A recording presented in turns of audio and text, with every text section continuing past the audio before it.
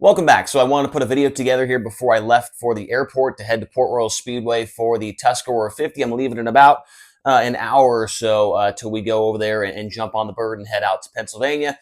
And so the video I wanted to make, I was kind of pushing it back and pushing it back. Really wanted to wait until after the West Coast swing was over to make a video talking about Brad Sweet and the little bit of a slump that he is in when it comes to actually winning a sprint car race, right? So it's been a long time for Brad Sweet. All the way back to Outlaw Speedway in New York was the last time that he was a winner with the series, with High Limit, or with any sprint car series for that matter.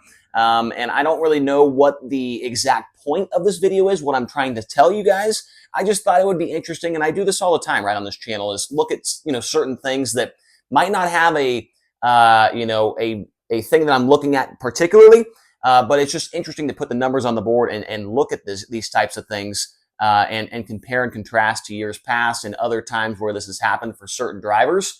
But this is something that we don't see very often from Brad Sweet, right? Ever since I have been either a pit reporter or an announcer for either the Outlaws or High Limit, this is something that has not happened all that often, at least in my career, to watch for Brad Sweet, right?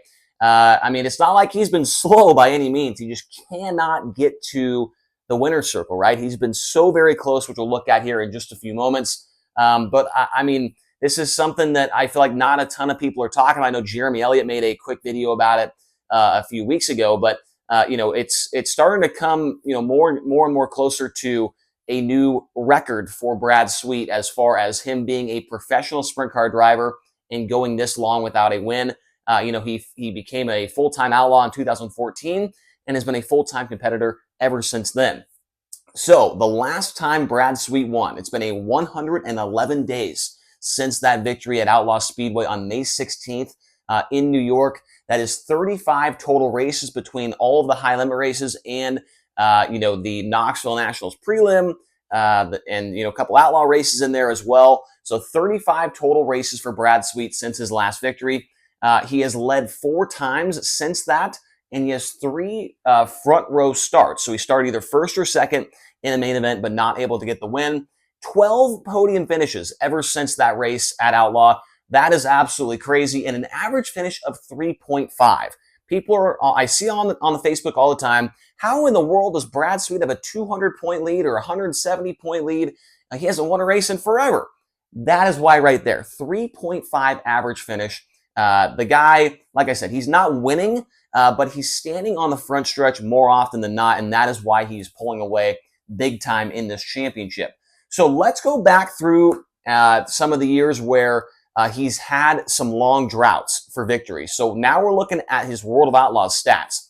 So the last time this happened, 2022, he went 116 days between victories. That was 31 races.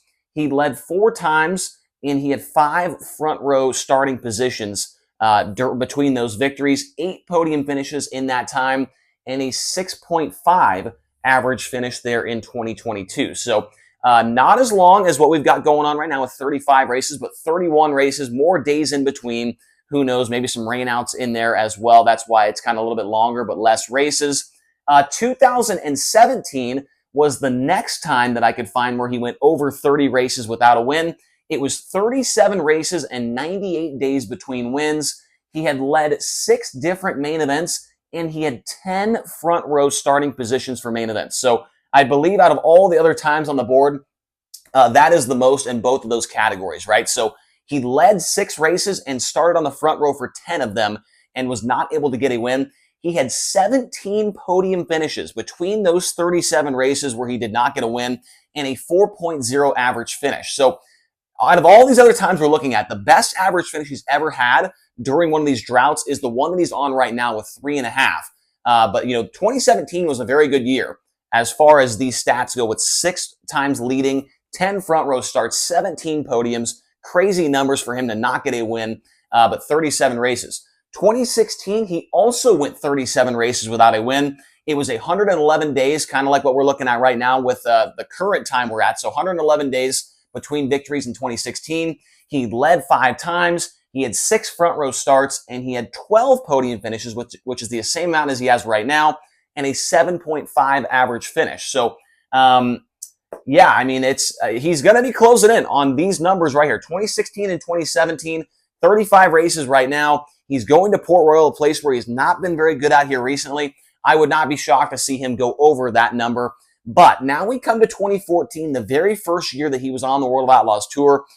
He had 5 wins that year. Still a pretty good year for rookie season on the Outlaw Tour. But he did go 133 days between wins and 47 races. Now, with 2014, it is a little bit different because he won a race. I can't remember off the top of my head where it was at, but he did not win a race for the rest of the season, right? So he went from, halfway through the year all the way to Charlotte, the World Finals, without winning a race. I did not count the races, in 2015 where he did not win before Volusia or whatever, I just counted the years in that, or the races in that particular year. So 47 races in 2014. He did lead 3 times, and he had 3 front row starting positions, 5 podiums, and a 10.3 average finish. So 47 races is the longest that Brad Sweet has ever gone in his career as a professional sprint car driver without a victory. Right now, he is at 35. And the only way that he's going to get to that number of 47 is basically if he does not win a race for the rest of the season with High Limit. And I'm sure he'll run probably a couple of outlaw races maybe at the end of the year. But right now, 12 races away from a new record. Not a good record, obviously, for Brad Sweet. Now, when will his next win come? In my opinion, it's not going to come this weekend at Port Royal Speedway. Now, he does have a World of Outlaws win there, I believe at 2014, 2015 maybe, but that was before Port Royal Speedway became one of the marquee tracks, one of the best racing surfaces in the entire country on half miles. Back then, that was not the case, right? If you go back and watch the replay of that win, I mean, it was hammered down. It was like they were running 10-second laps around Port Royal Speedway in the main event, right? Things have definitely changed a ton for the better at Port Royal ever since then. His last 11 races at Port Royal Speedway have resulted in just 3 top 10s and a best finish of 8th on 2 different occasions. And I want to say it's 7 or 8 races in those 11 where he actually went backwards in the main event, right? So Port Royal is not a very good track for Brad Sweet. I want to say he was outside the top 15 during the Weikert Memorial earlier this year with High Limit. And then so in my opinion, the next win is going to come at Lernerville, right? So we have 3 nights at Port, and then the next week we have 2 nights at Lernerville. His last 13 races have resulted in 11 top 5 finishes and 3 wins. And then at the Silver Cup earlier this year, he did go 9th to 3rd in that main event. So if I was to guess, I think that Brad Sweet's next win will come during the Commonwealth Clash over the 2 nights at Lernerville next weekend, right? So that's my guess. And then after that, I feel like he could win at Lucas Oil Speedway. I think he could win at Atomic Speedway. I think he can win just about everywhere, right, on the rest of the schedule with High Limit, besides Port Royal. Port Royal is just not a place that he has been very good at here recently, unless they turn things around. And I want to finish this video off by saying that Brad Sweet has not been slow by any means. And this is not a video, he's my freaking boss, right? I'm not going to come on here and say, Brad Sweet, you got to pick up the pace, man. Like, no, not going to happen. Like, he has been unbelievable, right? 3.5 average finish, 12 podiums, led 4 times, blah, blah, blah.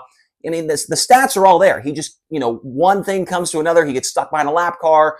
He makes one mistake or, a guy cuts him off or whatever. He's that close to winning a race. He was very good at Skagit. He was very good on the West Coast swing. There was a couple moments where he was outside the top 10. Placerville, his prelim night at Gold Cup, the Gold Cup race of champions. Those 3 races were not very good for him, but he was like third. He was on the podium like 3 or 4 times on that West Coast swing, right? So we'll wait and see, man. What do you guys think? Let me know your thoughts down below. I always want to hear what you guys are thinking. When do you think Brad Sweet gets his next win, or will he go out the rest of the year without a victory and break his record from 2014 of 47 races without a win?